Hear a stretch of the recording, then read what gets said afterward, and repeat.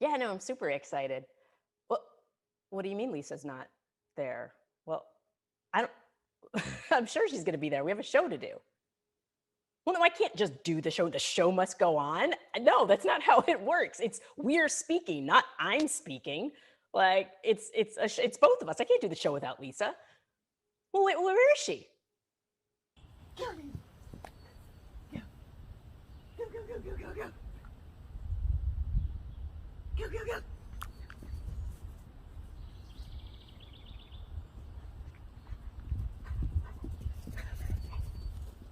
You don't know?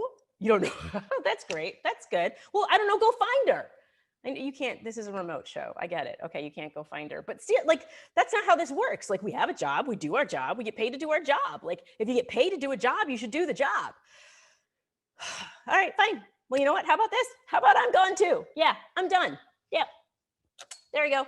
Unplugged. I'm out of here. I'm gone. Imagine if your doctor didn't show up for work and firefighters stayed home. Democracy is on life support, and some of your elected officials are ready to pull the plug. Coming up on We're Speaking tonight, we'll be blunt. These guys made our Oh for Fuck's Sake awards. A West Virginia resident has some words for Joe Manchin. We ask, is bipartisanship a pipe dream? And Dr. Laura Brown gives us her take on Biden. Well, Biden his time. We're Speaking starts right now. Hey. I'm not a bad person. I'm here. she really actually did show up. That was I did. I didn't blow it off. Welcome to We're Speaking, everybody. Yes. Really excited Hello, to everyone. be here with you, and as always, excited to be here with Maya May. Hello. And yes, Lisa did in fact show up to do her job, unlike a lot of our elected officials right now who seem to think that voting on stuff is just a casual, maybe I'll do it if I have time sort of situation. Yeah, it's kind of amazing. I guess, you got to put a lot of time into training for marathons and, whatever else they do on their many, many days off that aren't their Pull-ups. regularly scheduled many, many days off. Yes. Is that what those are?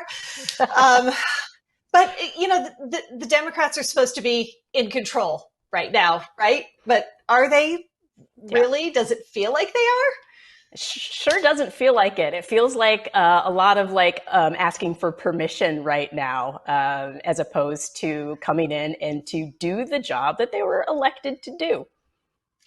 Yeah, I had this vision in my head before we came on today of, the Democrats they're debating about whether or not they can take the gloves off. Meanwhile, Mitch McConnell is pulling hair and kicking and biting and using illegal weapons. He's got throwing stars, and and everybody Democrats are still but aren't these gentlemen rules? Aren't we? Right? Aren't we still using gentlemen's rules? Exactly. And I feel like everybody who voted and put people in office, we're all on the on the side of the ring going, fight. Right. We're ready for people to bring the fight. Being polite hasn't exactly worked before or ever. No, it hasn't. And it almost feels like Democrats think the stuff that women and members of minorities are told, if you just play by the rules, you ask politely, behave the way you're expected within those spaces, then of course everybody's just going to hand you the power and the rights that you should have. And so the Democrats they're waiting.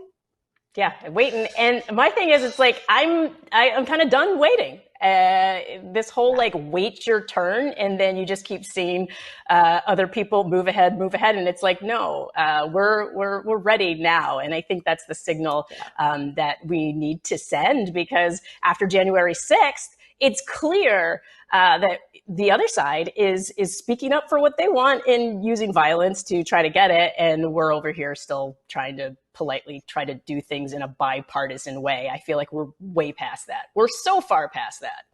Right. They're storming the Capitol, and the Democrats are trying to decide whether or not they really should use their subpoena power. Like, this is asymmetric warfare. Can we not play the game the way the Republicans expect it's going to be played? Because they stopped playing by the rules decades ago, and they've just escalated since then. So we need a January 6th commission that is serious. We don't need to have bipartisan agreement on this to start one. And now we need to be really aggressively investigating the Trump Department of Justice, because, oh my God, the stuff that's been coming out since the end of last week is absolutely horrifying. It's extreme. It's like he tried to sick the Department of Justice on people like their dogs. Like, this is not what we expect from our leadership, and everybody right now should be sounding the alarm on it. And when I say everybody, I mean all of us, not just our elected officials, but us, like we, the people.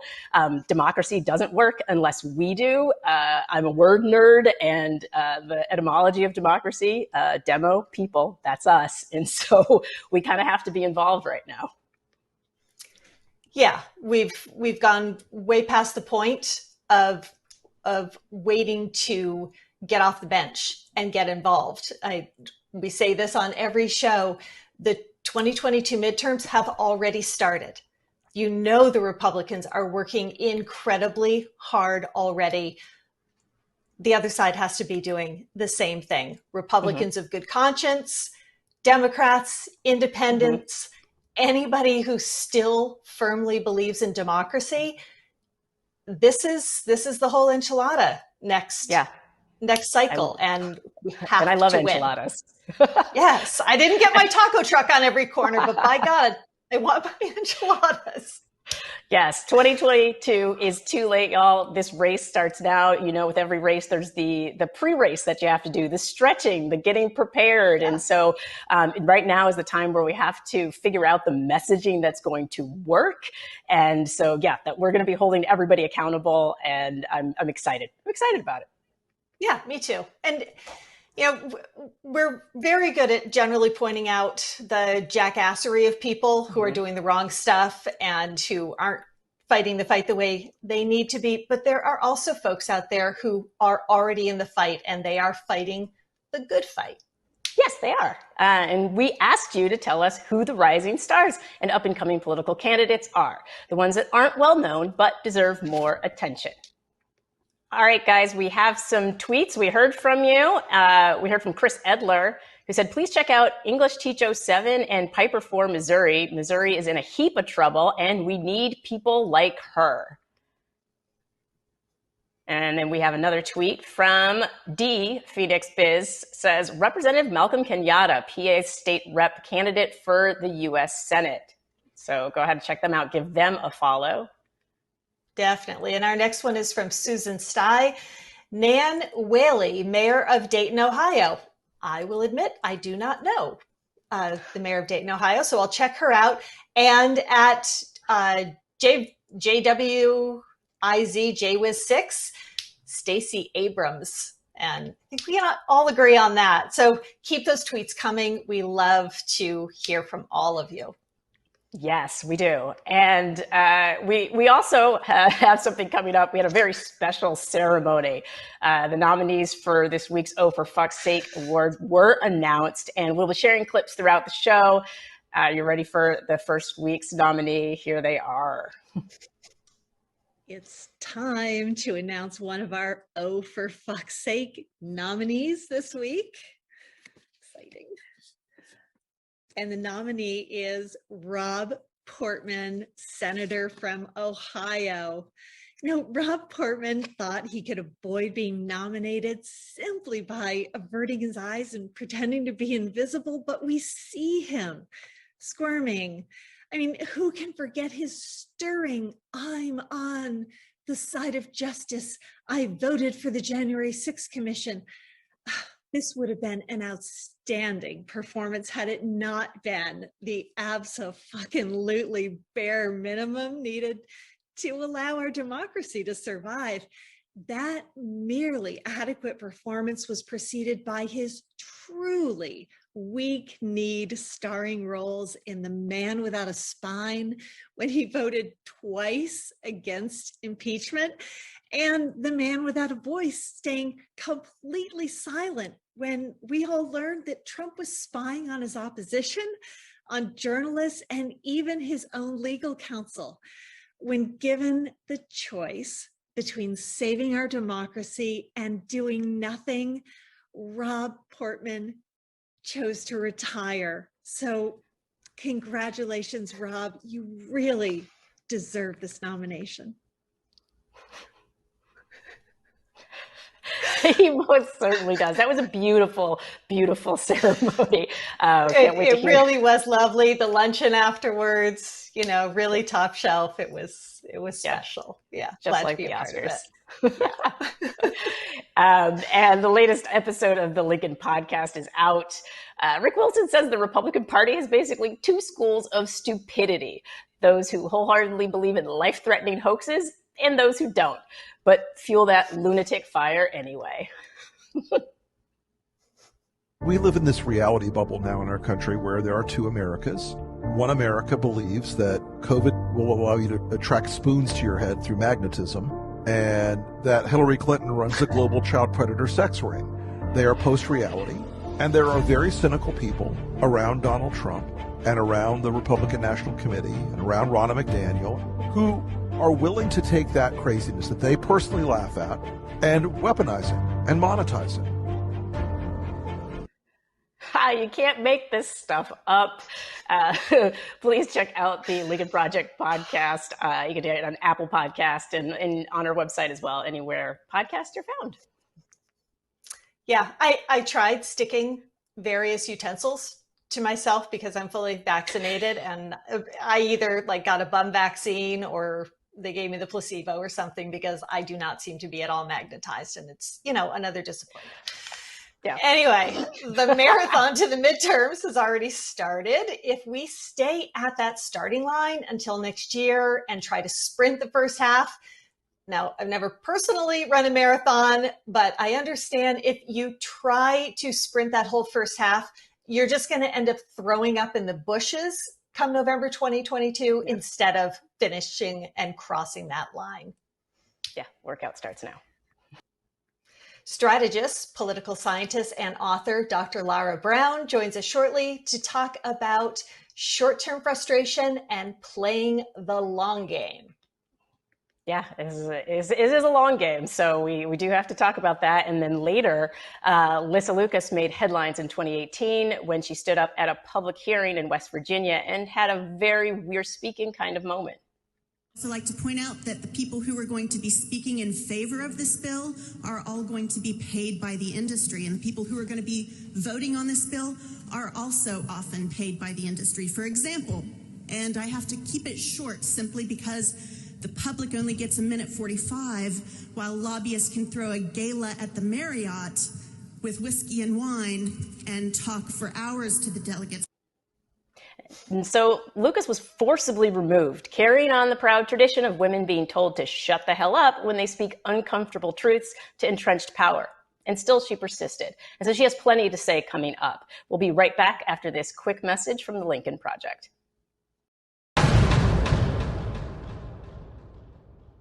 Donald Trump is telling reporters he'll be back in the White House in August. Reinstated.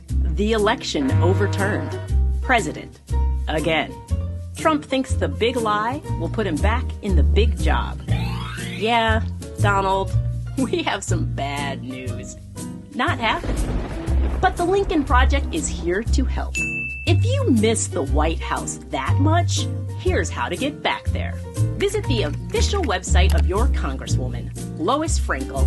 Select Help Center, then Tours and Tickets. Next, select the tour that you're interested in.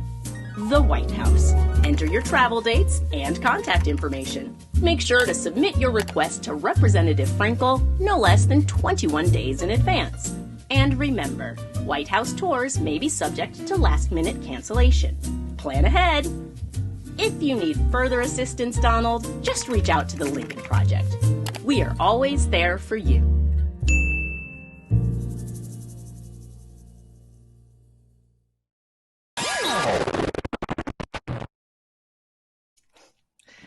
Welcome back to We're Speaking.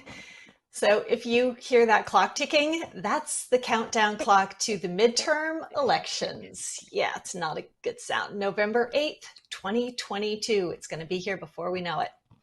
Yep, 435 seats. Every one of them in the U.S. House of Reps is up for grabs, and 34 of the 100 seats in the U.S. Senate will be on ballots. It's easy to sleep on democracy until a bunch of QAnon believers show up on your Capitol steps waving Confederate flags and knock down your front door and yell, "Wake the fuck up, America!" Part of staying engaged is staying informed. And so our next guest is going to help us do that. Yeah, Lara Brown is the director of and professor at the George Washington University's Graduate School of Political Management. She's an author, political historian, and an expert on political party development. Her latest book is Amateur Hour, Presidential Character and the Question of Leadership. Dr. Brown, welcome to We're Speaking. Thanks so much for having me on today. It's great to be here with the two of you. Wonderful to have you here. Sorry, we're not talking about something, so much happier than we are, but apparently the Republicans aren't going to allow us to have nice things, so we can't have nice conversations with guests anymore. Yes, we just all have to be depressed. Yeah, all serious all the time. All serious. So I mentioned when I was reading your bio that you are an expert on political party development. Are we watching the Republican Party really do the opposite? Are they evolving, or are they just completely devolving? And does that mean devolving into more violence? It's a great question. And let me just say that I think what we are witnessing is really the destruction of a major political party.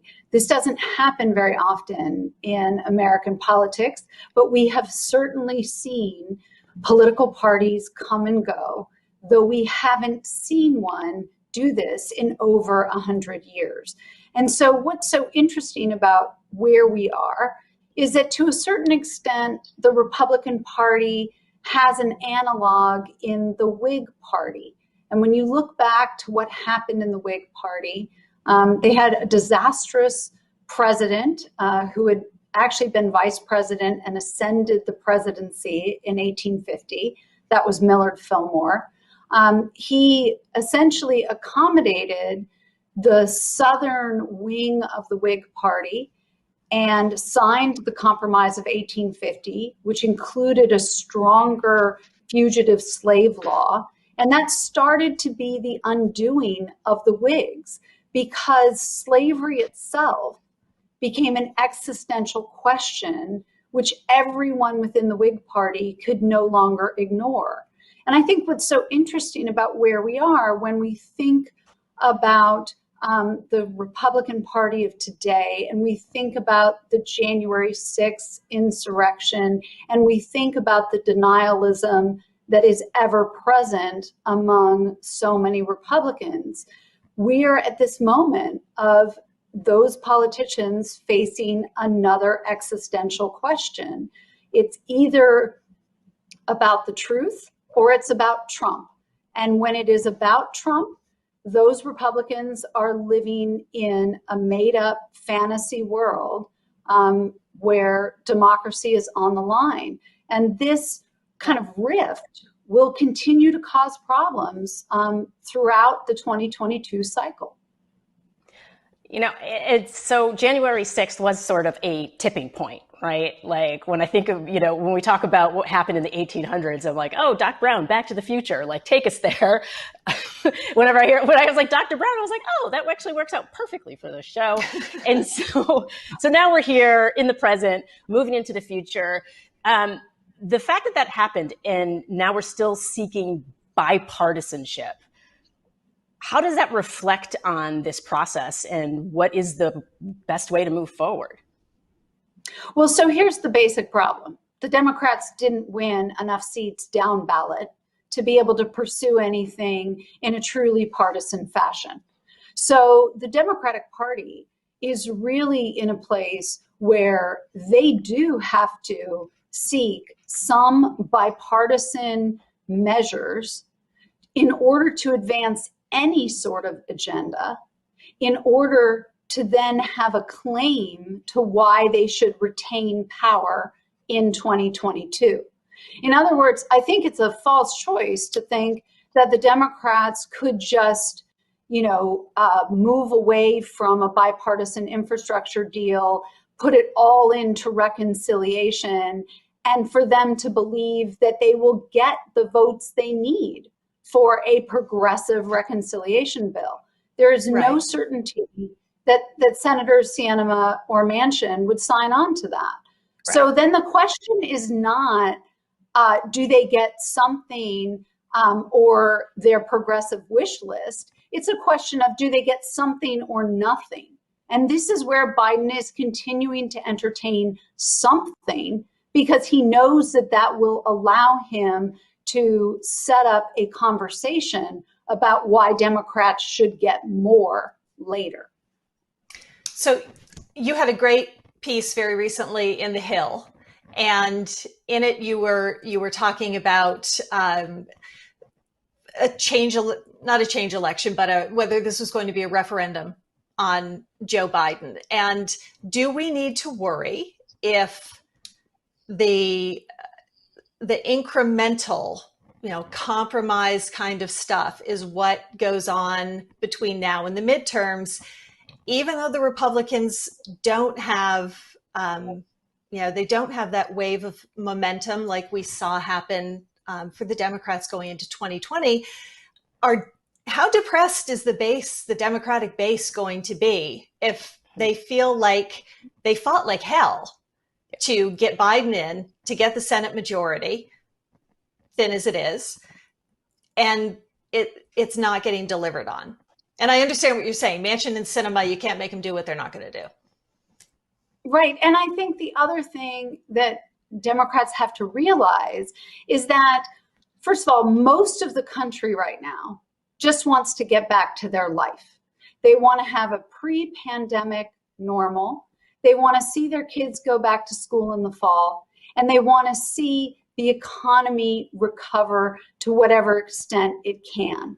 And should it do all of those things, should all of those things happen, which we appear to be on track to have happen, then what we're going to see is that President Biden's approval rating could well stay above 50%. And that would be key to the Democrats holding any majority in the House, if possible, and perhaps extending their majority in the Senate. The second thing, I definitely agree with that. Yeah, But I also feel a sense of sort of impatience and fear, especially thinking about the people, like I'm thinking about the parents of trans kids and the critical race theory arguments and the things that are happening in Florida, in Texas, and that's spreading. And so at the same time, I feel like, this fear that people feel, this impatience, is going to lead to a lot of people kind of disconnecting from the political process right at a time when we need them to engage. And so that's what my concern is, like, are we going to sound the alarm? So this is what I think is so interesting. If you actually look at where is the energy in the electorate right now, it's all on the Democratic side, because Democrats, were upset about the fact that they didn't extend kind of their majorities and their hold on the states and down ballot offices in 2020. They're obviously upset and fearful about what is happening in the states with regard to voting rights. And then you add to that this conversation where, Senator Mitch McConnell is talking about, oh no, they wouldn't confirm a Supreme Court nominee if it happened after the midterm and the Republicans won. And then there's also the conversation of abortion being before the Supreme Court and the potential loss of Roe versus Wade. So there are many more reasons, really, for the Democrats to be engaged, excited, and in fact fearful about 2022, rather than for Republicans to continue to be upset about, critical race theory, which isn't galvanizing the entire Republican Party. It's just not. Right. Gallup actually told us that the Republicans have the fewest number of partisan identifiers that they've had since 2018. And the Democratic advantage right now is larger than it has been in 9 years. So the Republicans are shrinking. Yeah, it does feel like Right, they're throwing and spaghetti at the wall in a way, trying to see what sticks. yeah, but I guess one of the things I'm concerned about is even with that enthusiasm gap, and that could mean that there is at least an enthusiasm, a Democratic advantage going into 22. Right now, because no federal voting reform laws are making it through, there are now 14 states that have passed voter disenfranchisement legislation, and their lawsuits, and who knows what's going to end up happening with those. But enthusiasm only gets you so far. But if you can't vote, or you can't find your polling place, or you get there and you've been removed from the voting rolls, how do we adjust for that? Does it just have to be that massive a Democratic turnout to be able to overcome the disenfranchisement? No, I think we just need exactly what you guys just said. We need to be on it now, right? I mean, Democrats who want to win have got to realize that 2022 is underway. Redistricting is the biggest advantage that Republicans have going into this cycle. And the economy and presidential approval right now look to be on the Democratic side. The enthusiasm look to be on the Democratic side.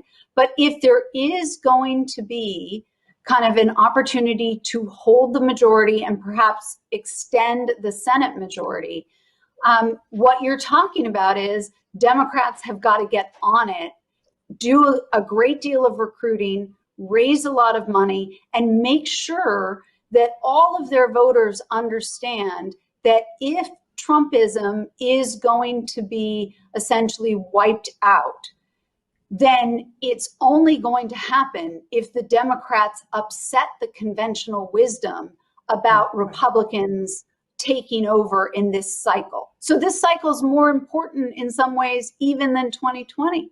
And that was the most critical election that has occurred, certainly in my lifetime.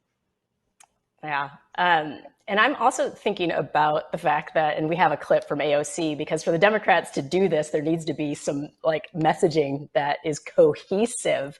And right now we're seeing both that. Can we pull up that clip really quickly? And I do believe that that old way of politics has absolutely an influence in Joe Manchin's thinking and the way he navigates the body. I mean, the things that he cites, like this, I think, romanticism of a bipartisanship is about an era of Republicans that simply do not exist anymore. So here we have AOC talking about, what does it look like to negotiate right now? I mean, how do they pull this off and without a kind of streamlined strategy? And so you had spoken previously about what it appears that Biden is doing. And I would love for you to talk a bit more about that. Sure. I mean, look, at the end of the day, sort of every attack on Senator Manchin from, an Alexandria Ocasio-Cortez helps him in West Virginia. It doesn't hurt him. So there is this belief, I think, among Democrats that they could pressure Sinema or Manchin to kind of move toward the Democratic progressive policies. But that just doesn't help them. So I think one of the things the Democrats have got to realize is that many of the states that the Democrats need to win and the districts that Democrats need to win are the districts that are closely divided or have been battleground states in the past. I mean, in this show, you guys just brought up Senator Rob Portman. That is going to be an important race in Ohio. We have Pat Toomey, who is also stepping down. Richard Burr from North Carolina that is stepping down. Those are going to be key races for the Democrats to try to take over those Republican seats. And the progressive kind of policies are just not going to be what helps them win in those states. So one more parallel between the Whig Party's demise and hopefully the demise of the Republican Party, wishful thinking, I hope not, that it really takes multiple election losses and not just, it can't be, you know, we kind of squeaked out, we got one more Senate seat and we only lost one House seat. What does to make the Republicans once and for all realize that hanging on to Trumpism is a losing proposition? They need to, I don't know, disband, form something new, get their sanity back. What does that election have to look like? What's the outcome look like to make that happen?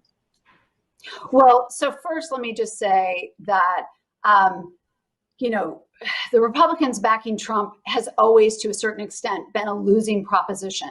I know many Republicans believe that Donald Trump was what helped them win in 2016, but political science would tell you that wasn't true at all. It is very difficult for a political party to hold on to the White House for a third term. And when you look at the data, essentially, you know, Hillary Clinton had about a 1 in 6 chance of winning in 2016. And I would certainly argue that had the Republicans picked another one of their nominees that cycle, or one of their candidates to be the nominee, they probably would have won not only the Electoral College, but the popular vote as well. It's also the case that in 2018, the Democrats cleaned up. And then in 2020, Donald Trump became the first party term president to lose since Jimmy Carter. I know Republicans say, yes, but he got more votes in 2020 than he did in 2016. Well, John Kerry got about 8 million more votes than Al Gore did in 2000. No Democrat said to themselves in 2005, let's follow John Kerry, because they knew he lost. And this is where Republicans really need to understand that Donald Trump has and continues to be a losing proposition for them. The party keeps shrinking and it keeps losing credibility. So if you ask me, what does a win look like for 2022? Because the expectations are so high that Republicans will gain the majority in both chambers, all Democrats have to do is keep and retain those majorities. Now, that is hard. I'm not going to pretend that it's not. But the example of what a winning cycle would look like is go back to 1962. John F. Kennedy, when he was elected in 1960, did not actually do all that much between 1960 and 1962, because he knew 60 was a closely contested election, and he was trying to build momentum and credibility. And in 1962, the Democrats only lost 4 seats in the House, and they gained 3 seats in the Senate. If the Democrats could end up in that sort of situation, that's a huge win, and it would be seen as a crushing defeat to President Trump and his sort of former base. So is the key then to just allow the kind of unforced errors? Is that what we're looking at? Because it's like the GOP, they're just imploding. And so Dems should just sit back and relax, but also engage and be mindful of these voting laws. It's complicated. I think Democrats should magnify whatever unforced errors the Republicans engage in. And I would also argue that they need to not act as though the 2022 election is definitely a done deal, which I think is part of the urgency and the thinking among the progressive wing of the party. There is a lot of you know, kind of hand wringing that, like, we're running out of time, we're not going to get what we want. They'd be much better off arguing that, you know what, there has been a restoration of stability and security to the country, and that is something to be proud of and to extend. So I think that the Democrats have more opportunities than they believe they have And I also think that going forward, it's not just about waiting for the unforced errors, but it's also about not giving the other side an issue that they can use to galvanize their voters against the Democratic Party. Yep. I love that it is so much more motivating to get out there and work hard because you think you've got a real shot instead of I'm out here working because I'm pretty sure I'm going to lose. So thank you, Dr. Laura Brown. Yes. Laura Brown, for giving us that perspective. It's something to hang on to, and either way, it means work hard. So thank you so much for joining us today. It's been a pleasure. Yep. Absolutely. Thanks for having me on. Oh, thank you. All right, thank you. Yeah, it like a sounds. little ray of hope. I know, like a tiny ray of hope. Like, I mean, I love the idea of the unforced errors, right? Because we see them doing it left and right, and I think it's super important that we do magnify it. So I like that messaging, and then just try to not engage in kind of the tit for tat craziness that is going on. So that's our call. Work really hard and don't fuck it up. That's how you can sum that up. That's our call to action. Work hard, don't fuck it up. There you go. Can we get a banner for that? Can we share that on social media? Work hard, don't fuck it up, y'all. Don't fuck it up. And make sure you vote, because if you like democracy, you got to fight for it. That is the case. So we need you to be super, super active. Yeah, and get out there and educate yourself now about what you can be doing. There are local Democratic organizations. We keep talking about the League of Women Voters. Contact these folks and find out how you get your hands dirty, do the work, register voters, get prepared for how you're going to get people to the polls next year, what rules have changed. So please just engage in the fight, because as Dr. Brown has now told us, we got a real shot. And let's make sure you're telling us there's a chance. That's right. So you're telling me there's a chance. Yeah. There is. All right. So up after the break, they tried to silence Lissa Lucas, but this woman, after our own heart, said, "Nah, I'm speaking." Find out what happened. But first, here's a clip of when our second Oh for Fuck's Sake nominee was revealed earlier this week. And our nominee is Pat. Do that to me one more time.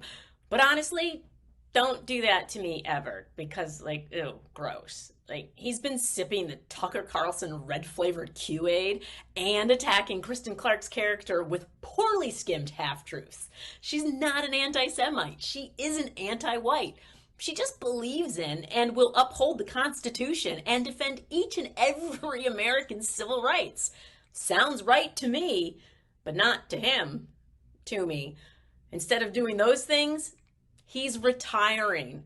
He says he would have voted for January 6th commission, but he wasn't there for the vote. What's that old saying? If you stand for nothing, then for fuck's sake. He earned this nomination by simply not showing up. But the truth is, after all his idiocy, we're all better off when he doesn't. Fucking Toomey.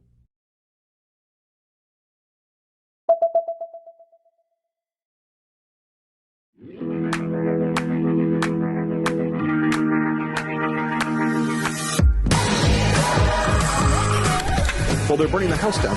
Please protect yourself. Vice President speaking. This is an embarrassment.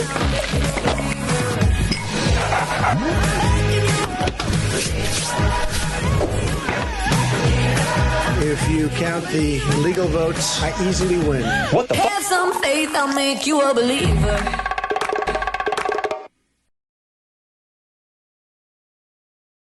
Hi, you guys. I'm answering your question about who would you like to hear more about. And there is a woman in the Tennessee House of Representatives by the name of London Lamar.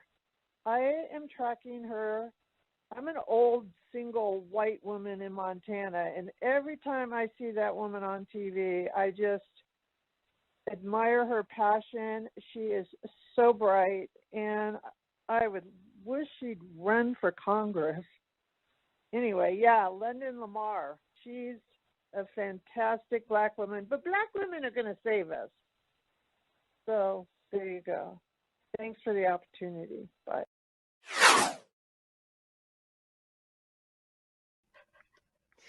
I 100% agree with that. That's okay. Welcome back to We're Speaking. We're obviously speaking right Yep. through the ads. We covered a lot in the show tonight, and here's where rubber meets the road. Infrastructure is not the sexiest topic on the planet, though. I don't know, hey baby, what's your download speed? Right? Exactly. Yeah, make it sexy. Yeah, make internet sexy again. Anyway, we'll agree. It is not the sexiest topic, but it's a necessary topic. It's a necessary topic. Yeah, because if you can't get that download in, it's important. Sorry, keeping this safe for work. It's when the wheels come off that people pay attention. So the wheels are coming off. They're coming off. The bridges are crumbling. There's potholes everywhere. That's all I ever hear about these days are potholes. I've lots of potholes. So we have to ask ourselves, are representatives acting in our best interests, or are they acting in their best interest? I think we kind of know the answer to that.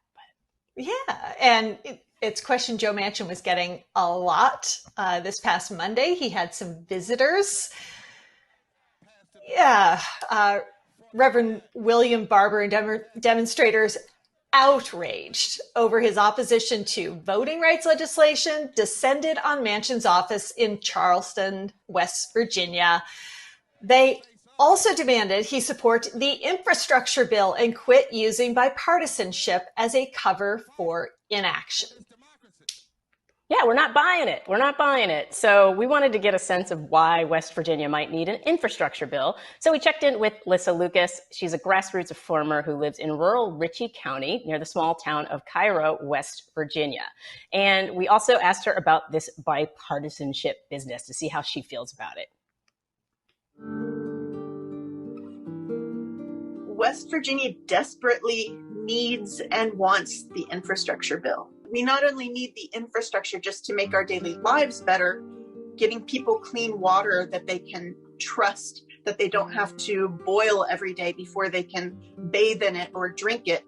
But also all the infrastructure that needs improved throughout West Virginia would bring jobs to areas that desperately need jobs. Especially the southern coal fields where some of those water systems were built in the company towns by coal companies that long ago went bankrupt. A recent survey showed that nearly 80% of likely voter West Virginians were in favor of the For the People Act. Joe Manchin claims he's waiting for bipartisan support. I mean, can you believe that? He has bipartisan support. You live just a few hours from our nation's capital, and you don't have clean water to bathe your children in. It makes you pretty angry. And that's what we're facing right now. That's why people in West Virginia voted for Donald Trump, because he seemed angry too. The way to address that, in my opinion, is not to elect an angry president. It's to make actual progress on our problems. Give us clean water. Give us roads. Give us functioning sewer. Give us broadband so we can work remotely. That's what we need. We need an infrastructure bill in West Virginia. And whether you voted for Trump, or whether you voted for Biden or didn't vote or voted for a third party, we're all in agreement on that.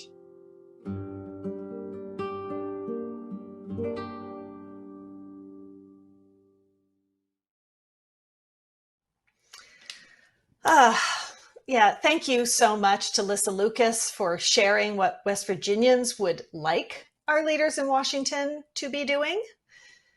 If you have something to say about infrastructure where you live, I know I live in Vermont. We have a lot of dirt roads here. I got some things to say. We have some bridges that need to be replaced. If you have a message for the GOPers who think that it is all well and good to not have clean water or roads you can drive on or reliable internet, tell us about it. Send us a picture with a hashtag We're Speaking. We would love to share some of those on the next show.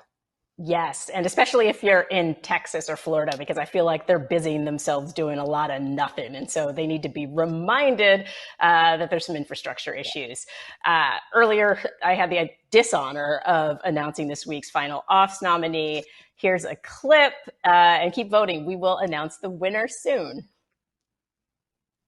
And our next nominee is Roy Blunt, that old so-and-so. Now, he would have been the worst thing to come out of Missouri if Hitler Youth Josh Hawley hadn't turned out to be such a poison Ivy League crotch rash. But don't give up. Oh, wait, he already did. He's retiring rather than stand up to Trump, the big lie, and restrictive voting laws. He opposed the January 6th Commission, which in itself is enough to get him a nomination to this hallowed award. Maybe he wasn't the one who outlawed rock music in Footloose, but he for sure supported the bill. Let's be blunt. He royally sucks. If you missed the breakdown last night, you missed a good one. It was a lot. Michael Cohen. Holy cow. He joined Tara and Rick, and you can kind of imagine what that might have been like, but you don't have to imagine. You can actually watch the episode. It was so good.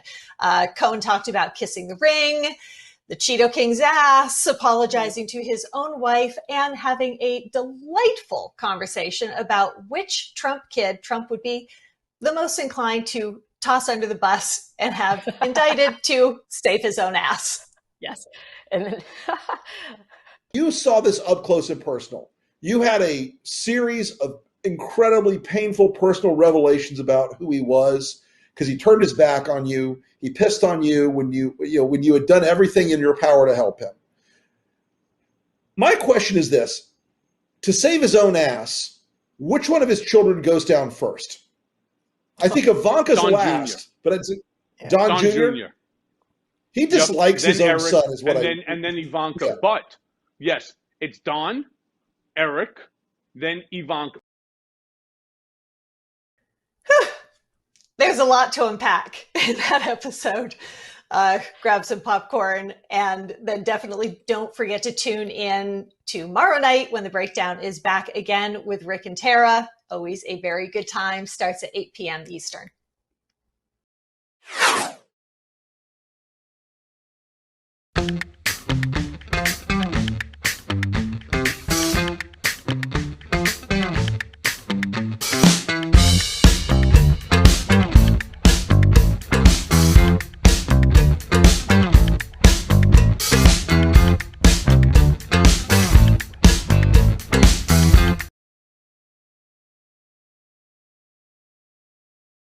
Hi, I'm from Oklahoma, and I'd like to give a shout out to our Oklahoma City Mayor, Mayor David Holt, who's doing an excellent job and is a worthy Republican who is not a Trumper. I love him. I'd like to see him challenge Langford for the Senate seat. I don't know that he'd do it. I'd also like to say Kendra Horn was excellent. It was amazing that she represented the 5th District for as long as she did. I'd also like to see her as a potential candidate against Langford for the Senate seat. Thanks. Bye. welcome back to We're Speaking. Now, you may have noticed we love to hold our elected officials accountable, especially when it comes to recognizing the seditionists who tried to steal the election. Yeah, we also like to point out the good, and we do think there's a lot of really competent, talented, hardworking people in office, but we don't know all of them, but we know they exist. So we ask for your help in recognizing some of them. And of course, you came through because you always do. Our first one from Shelley Duggar Aldecoa. I love Val Demings. Voted into her Florida congressional seat in 2017, long law enforcement career, served on the first impeachment trial of Trump, running for Marco Rubio's Senate seat. Yay! Rising star. And she also rides motorcycles, by the way. I found that out. So badass. Cool. Deborah Edwards says Jeff Jackson, currently serving in the North Carolina Senate and a Democratic candidate for U.S. Senate. Everyone in the country should follow and support this guy. Honest, ethical, hardworking, thoughtful, moderate, family man, soldier, and a true patriot. And he has an alliterative name that's always winning. Yep. Yes. And Diane Wolf Marks wrote, I am continually impressed with Katie Porter, as am I. She does her homework and is always better informed than those she questions, those she humiliates. She comes from a very real background and doesn't seem to be letting her publicity go to her head. We love Katie Porter here. Yep. Stephanie Melrose says Val Deming and Nikki Fried of Florida. DeSantis and Rubio need to go. Hopefully you can get Ana Navarro in Florida to help win the very important Latinx vote. Thank you for all you're doing. You're welcome. I am sensing an anti-Rubio theme. Annette Romano writes, Fetterman in Pennsylvania, Tim Ryan in Ohio. Fetterman's a fun guy to follow on Twitter, too. And Marcia Nelson says, Katie Hobbs running for governor of Arizona. Yeah, a lot of cleanup needed in Arizona. And Laura Reifler Hill writes, Jeff Jackson. He is currently doing 100 town halls in 100 days. He listens to us, speaks with us, and communicates in a clear and respectful manner. He has an honest and understanding approach to issues plaguing his constituents. Definitely a rising star. That's 2 for Jeff Jackson, so for sure. And then Nancy Dole McGuigan says Marcus Flowers, yes, of Georgia, is running against Marjorie Taylor Greene for her seat in the House and needs our attention and support. Yes, please send Flowers to Congress. Anything else? And Ann Riley writes, Matt Putorti is running to unseat Elise Stefanik in New York 21. And I'm hyped. And we're so hyped because, we're not some of Elise Stefanik's biggest fans. Yeah. Right. And watch Matt's opening ad that he created. Those of you who live in small towns know what spaghetti dinner towns are. We fundraise for people when they need it, and we do it with pasta. So it's a great ad. He seems like a wonderful guy, and I wish I lived where I could vote for him. Yeah, same. I'm ready to move to a small town so that I can have a spaghetti dinner with the folks as well. So yes. Yeah, it's really a wonderful ad. And while we're having spaghetti dinner, there are things that everybody can be doing to make sure that the 22 midterms turn out the right way. Get your hands dirty, do the work, and wash them before you have a spaghetti dinner. Volunteer for voter registration work. There's plenty of work to be done, but Dr. Brown told us we can do it and we can win. So let's get at it. Yes, and also throwing in there, don't forget to send us pictures of your potholes. Pictures of, should that be the hashtag? Pictures of potholes. We'll come up with something for that. Use the hashtag We're Speaking for now. But yes, let us know about that crumbling infrastructure and what you want your Congress folks to do about it, for sure. So, of course, it's time to announce the winner of this week's OFFS Awards. But first, this week's nominees, Pat Toomey, Rob Portman, and Roy Blunt. Yeah. And the winner, I have nothing nice to say. And my mother said, don't say anything at all. So I don't do that very well either. Yeah. The winner this week is Toomey. This guy's a Pat Tillman. terrible, yeah, like kind of like a terrible, out of touch human being. You know, he was a standout for talking about how the Federal Reserve Bank shouldn't be involved at all in discussing systemic racism. And I'm like, are you kidding me right now? As if our entire economic system doesn't have that woven in. Like, who should be addressing it? Like, what do you mean? What do you mean? Loans, redlining, what? Generational wealth, what?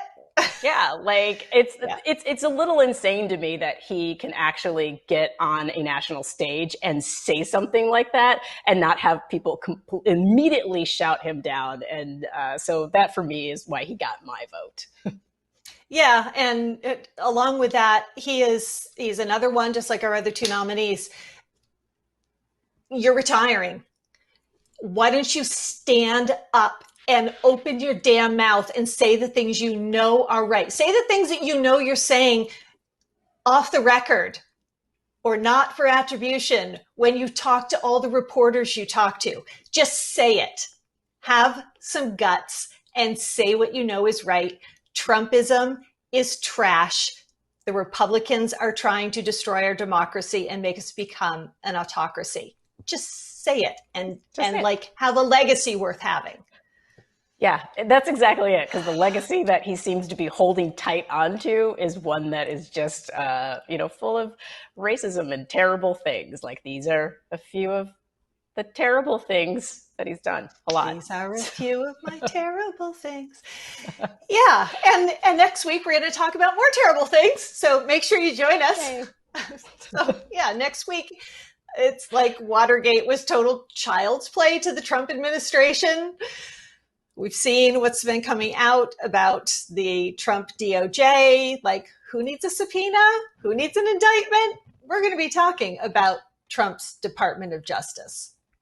Yeah, or injustice, really, at this point. I feel like it needs a rebrand for whatever was happening while he was in there. It seems like it was more of a criminal enterprise that he was trying to run. So join us next week at this same time, 8 p.m. Eastern, 5 p.m. Pacific. Until then, stay engaged and enraged, but also positive and upbeat. And do the work. Do the work. Bye, everybody. Bye. Who is Antifa?